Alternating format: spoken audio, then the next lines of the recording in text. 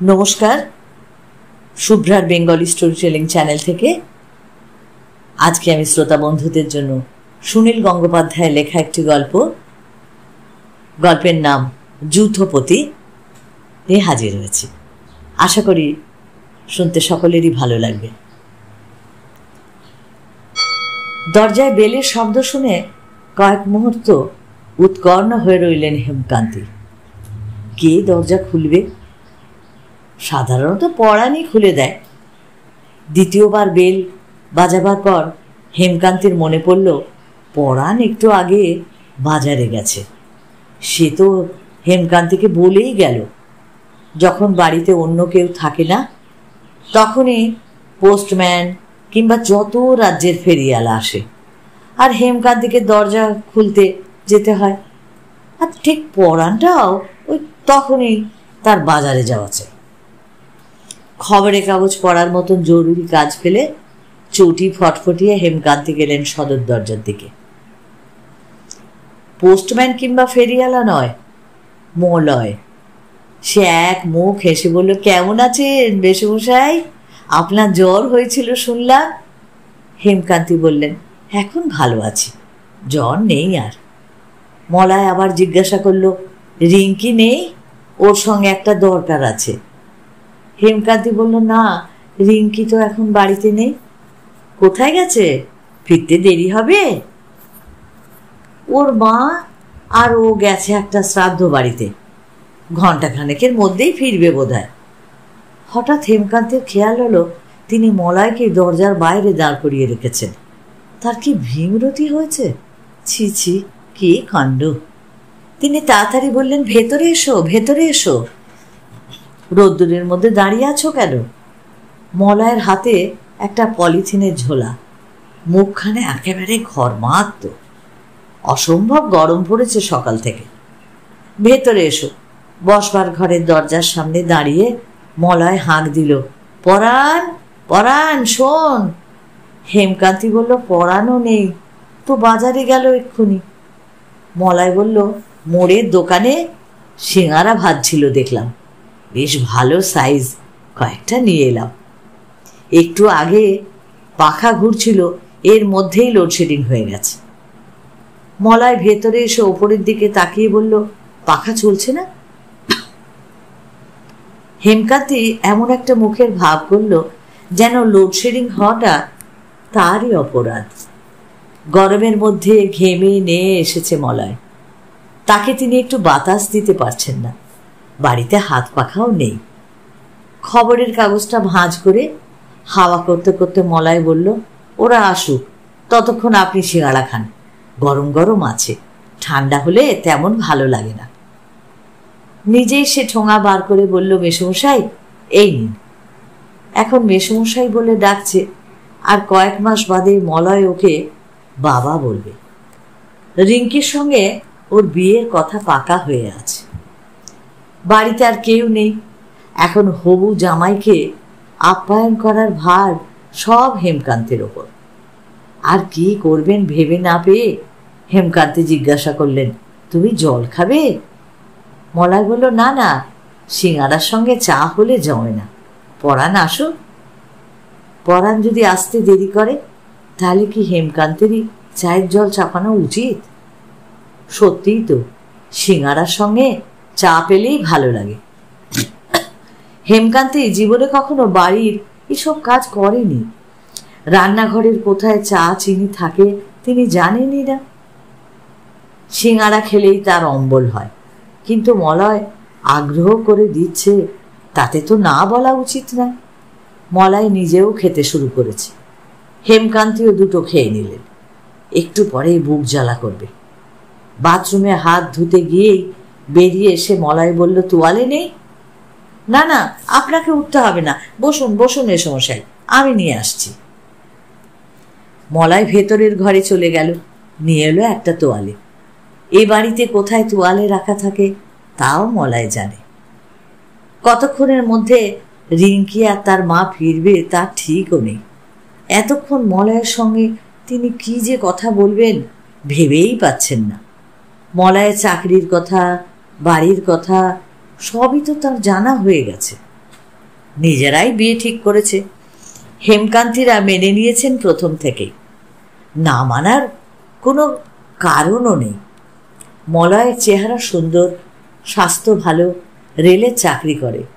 মলয়ের বাবা মায়ের সঙ্গে আলাপ হয়েছে, তারাও বেশ সজ্জন, মোটামুটি অবস্থাপন্ন। সুতরাং পাত্র হিসাবে মলয় আদর্শ। জাতের অমিল আছে, কিন্তু হেমকান্তি ওসব মানেন না।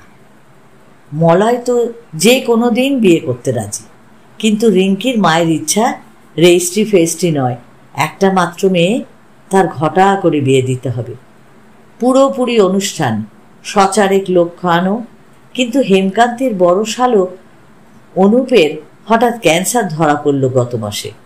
হেমকান্তির স্ত্রী গায়ত্রী তার এই দাদাকে খুব ভালোবাসে। দাদার এরকম অসুখের মধ্যে কি বাড়িতে একটা বিয়ে লাগানো যায়? অনুপ অবশ্য বেশি দিন ভুগল না, চলে গেল। আজ তারই শ্রাদ্ধ।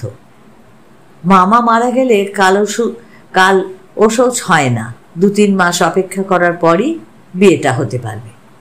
সামনে শীতকালেই একেবারে প্রথম দিকে। হেমকান্তিরা সেই রকম ভাবেই তৈরি হচ্ছেন। ততদিনে নতুন বাড়িটাও পাওয়া যাবে।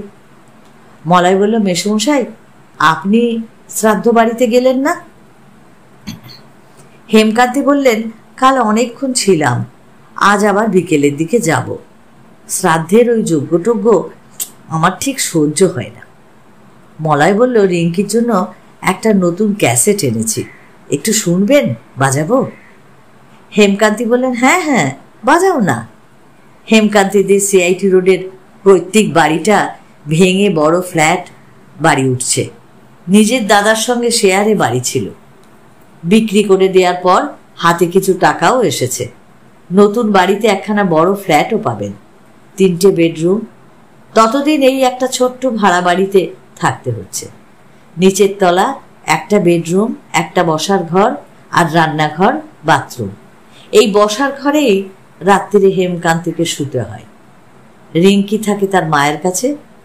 ছেলে চাকরি পেয়েছে দুর্গাপুরে, সে মাঝে মাঝে যখন আসে তখন আরও অসুবিধা। বসবার ঘরটাতেই অনেক কিছু ঠাসা। 2-in-1 ক্যাসেট ভরে চালিয়ে দিল মলয়। বিরাট একটা ঝনঝন শব্দ হলো। ইংরেজি গান, মাইকেল জ্যাকসন না কি যেন নাম গায়কের। শুনলেই হেমকান্তির পিত্তি জ্বলে যায়। এইসব গানে না আছে সুর, না আছে ছন্দ, শুধু চেঁচামেচি। অথচ রিঙ্কিরা এসব শুনতেই ভালোবাসে। ওরা রবীন্দ্রসঙ্গীত, পল্লী গীতির ধারও ধারে না। এখন এই গান বসে বসে শুনতে হবে? অন্য ঘরে উঠে যাওয়ারও উপায় নেই। গায়ত্রী ফিরে এসে যদি দেখে মলয়কে তিনি একা বসিয়ে রেখেছেন, তাহলে তো বকুনি দিয়ে মাথা খাবে। হেমকান্তি হাসি হাসি মুখ করে রইল।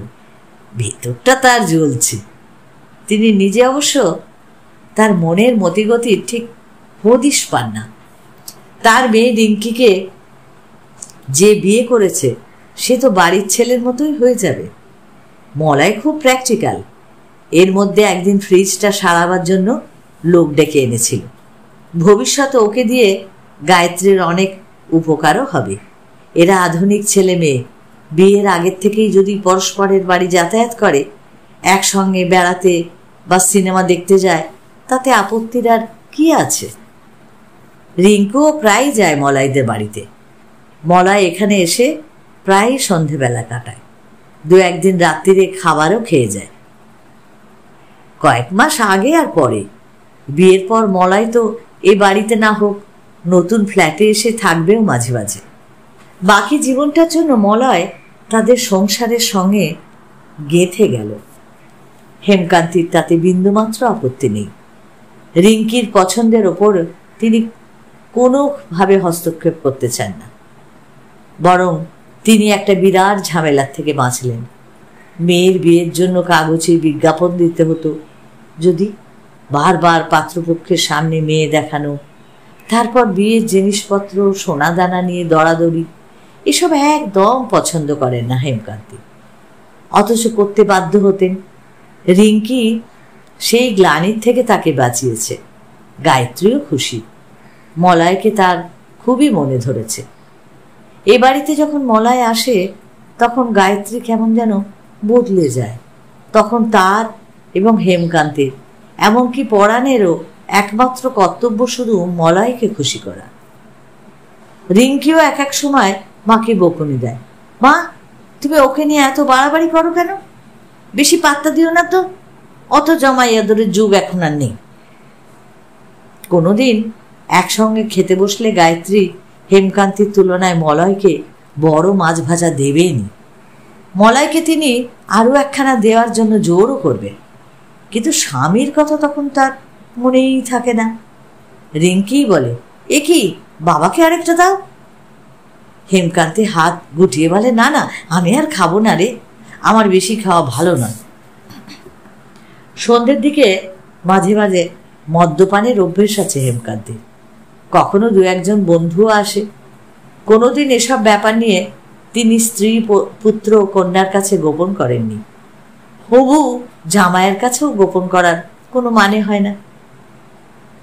একদিন হেমকান্তি তার বন্ধু দেবেশের সঙ্গে বসে রাম খেতে খেতে পুরোনো আমলের গল্প করছিলেন। এমন সময় এসে পড়ল মলয়। হেমকান্তি দেবেশের সঙ্গে আলাপ করিয়ে দিলেন। নিজেদের গল্প বন্ধ হয়ে গেল, অন্য কথাবার্তা সব শুরু হলো। দেবেশই এক সময় মলয়কে জিজ্ঞাসা করল, তুমি খাও নাকি, নেবে? মলয় হাসি মুখে তাকিয়েছিল হেমকান্তের দিকে। হেমকান্তে অতিরিক্ত উৎসাহ দেখিয়ে বললেন, যদি অভ্যেস থাকে তো নাও, এই যে গ্লাস। আমি এসব ব্যাপারে কিছু মনে করি না, আমার সামনে তুমি স্বচ্ছন্দে সিগারেটও খেতে পারো, আমাকে অতটা ওল্ড ফ্যাশন মনে করো না। মলয় 2-3 পেগ খেল, একটুও বেচাল হলো না, কথাবার্তাতেও বাচালতা প্রকাশ পেল না। এই তো বেশ, এতে আপত্তির কিচ্ছু নেই। কিন্তু পরে একদিন মলয় নিজেই একটা হুইস্কির পাইট কিনে এনে বলল, মেসমশাই, এটা আপনার জন্য। সঙ্গে সঙ্গে হেমকান্তের মনটা গুটিয়ে গেল। একেবারেই পছন্দ হলো না তার। হেমকান্তের কোনো বন্ধু সেদিন আসেনি। মলয়ের সঙ্গে বসে বসে ড্রিঙ্ক করতে হবে, এই সম্ভাবনাতেই তার পেটটা কেমন গুলিয়ে উঠল। আজকাল তো নাকি অনেক বাবা ছেলেও একসঙ্গে খায়। আগেও ছিল, রাজনারায়ণ বসুর বাবা তার ছেলেকে নিজের হাতে মদ ঢেলে দিতেন। তাহলে জামাইয়ের সঙ্গে বসে খেতেই বা আপত্তি কিসের? আরো অনেক লোক থাকলে তবু চলতে পারে, কিন্তু শুধু জামাইয়ের সঙ্গে বসে মদ্যপানের চিন্তাটাই হেমকান্তের অসহ্য বোধ হয়েছিল। তিনি বলেছিলেন, আজ শরীরটা ম্যাজ ম্যাজ করছে, আজ আর আমি খাবো না। একদিন মলয় তার 2-1 বন্ধুকে সঙ্গে নিয়ে আসে। তারা রিঙ্কিরও বন্ধু। তখন তাদের জন্য বসবার ঘরটা ছেড়ে দিতে হয়। একালে ছেলে মেয়েদের বাড়ি ফেরার তাড়া থাকে না। একদিন তারা রাত 10টা পর্যন্ত আড্ডা মারে। হেমকান্তি পাশের ঘরে চুপচাপ বসে থাকেন। একদিন তিনি গায়ত্রীকে বলেছিলেন, রিঙ্কিকে ডেকে বলবে নাকি এবার ওরা আড্ডা বন্ধ করুক, আমি ও ঘরে গিয়ে শোবো না, আমার তো ঘুম পাচ্ছে। গায়ত্রী চোখ কপালে তুলে ধমকে বলেছিল, তুমি কি আক্কেলের মাথা খেয়েছো নাকি? মলয়দের চলে যেতে বলবে? ওরা গান বাজনা শুনছে, এমন তো কিছু দেরি হয়নি, একদিন একটুখানি জেগে থাকতে পারো না? মার আবার বেশি বেশি ঘুম। আগে ইলিশ মাছের পেটির মধ্যেই ডিমগুলো থাকতো, এখন সবটা ডিম বার করে নিয়ে ভাজা হয়। মলয় ইলিশের ডিম ভাজা খেতে খুব ভালোবাসে। ঝোলের মাছের ফাঁকা পেটির মধ্যে আঙুল ঢুকিয়ে হেমকান্তি ঘোরাতে থাকেন। তিনি যে ঝোলের মাছেরই ডিম পছন্দ করতেন তা বোধহয় গায়ত্রী ভুলে গেছে। মলয়ের এক দিদি জামাইবাবু থাকে সুইডেনে, তারা বেড়াতে এসেছে কলকাতায়। জামাইবাবুর অফিসের কিছু একটা কাজও আছে দিল্লিতে, এখন কলকাতায় এসে গেল। শীতকালে আবার মলয় রিঙ্কির বিয়েতে আসতে পারবে না। ওরা একদিন রিঙ্কিকে খাওয়াতে নিয়ে গেল পার্ক স্ট্রিটে। সে রাতে ফিরে এসে রিঙ্কি বলল, মা, মলয়ের দিদি কি চমৎকার মানুষ তুমি ভাবতে পারবে না, আর ওর জামাইবাবু দারুণ ভালো, ওরা একদিন তোমাদের সঙ্গে দেখা করতে চায়। মলয় তোমার এত প্রশংসা করেছে, দিদি জামাইবাবুর কাছে। গায়ত্রী বলল, ঠিক আছে, ওদের একদিন আসতে বল। শুধু আসতে বললেই তো হয় না, নেমন্তন্ন করতে হয়। বিয়ের সময় ওরা থাকবে না, সুতরাং ভালো করেই খাওয়ানো উচিত। হেমকান্তী এলাহি বাজার করে আনলেন। দিদি জামাইবাবু, তাদের দুটো ছেলে মেয়ে, সেই সঙ্গে মলয়ের ছোট বোনকেও বাদ দেওয়া যায় না। এইটুকু ফ্ল্যাটে এত লোকের জায়গা হওয়া মুশকিল। মলয় অবশ্য দিদিকে অনেকবার জানিয়েছে যে রিঙ্কিরা শিগগিরই সিআইটি রোডের নিজস্ব বড় ফ্ল্যাটে উঠে যাবে। বসবার ঘরে জামাইবাবু, রিঙ্কি, মলয় আর দিদির ছেলে মেয়ে দুজন। শোয়ার ঘরে মলয়ের দিদি আর তার ছোট বোন। মলয়ের দিদি সত্যি 1 মিনিটে মানুষকে আপন করে নিতে পারে। বিদেশে থাকে বলে কোনো অহংকার নেই। গায়ত্রীর সঙ্গে তার কত গল্প। হেমকান্তী কিছুক্ষণ বসলেন বসবার ঘরে। প্রথম দিকে সবাই তাকে খুব খাতির করল। তারপর তারা এমন পারিবারিক গল্পে মেতে উঠল যেন হেমকান্তী তাতে যোগ দিতে কোনো উৎসাহ বোধ করলেন না। তার হাই উঠতে লাগল। রিঙ্কি আর 2 দিন পরেই ও বাড়ির বউ হয়ে যাবে, সুতরাং মলয়দের বাড়ির একটা পোষা কুকুর কিংবা পুরনো রান্নার লোক সম্পর্কে চুটকি শুনতে তার আগ্রহ হতেই পারে। কিন্তু হেমকান্তী এসব কতক্ষণ ধরে শুনবেন? তিনি উঠে এলেন পাশের ঘরে। গায়ত্রী কি যেন একটা কথা নিয়ে খুব হাসাহাসি করছে অন্য 2 নারীর সঙ্গে। মলয়ের দিদি হেমকান্তীকে দেখে সম্ভ্রমের সঙ্গে বললেন, আরে বসুন মেসমশাই, বসুন। গায়ত্রী বললেন, তুমি আবার এখানে এলে কেন? মেয়েদের কথা তুমি কি শুনবে? অন্য জায়গায় যাও না। আর অন্য জায়গায় কোথায়? বাথরুমের কাছে এক চিলতে বারান্দা। হেমকান্তী সেখানে এসে দাঁড়ালেন। তার মুখে একবার রাগ, একবার বিষণ্ণতা ঢেউ খেলে যাচ্ছে। একদিন ছিলেন তিনি এই পরিবারের প্রধান ব্যক্তি, একমাত্র পুরুষ। তার ইচ্ছে অনিচ্ছের ওপর অনেক কিছু নির্ভর করত। তার ভালো লাগা মন্দ লাগার মূল্য দিত অন্যরা। এখন থেকে মলয় সেই জায়গা নিয়ে নেবে। গায়ত্রীর কাছেও তার আর মূল্য নেই।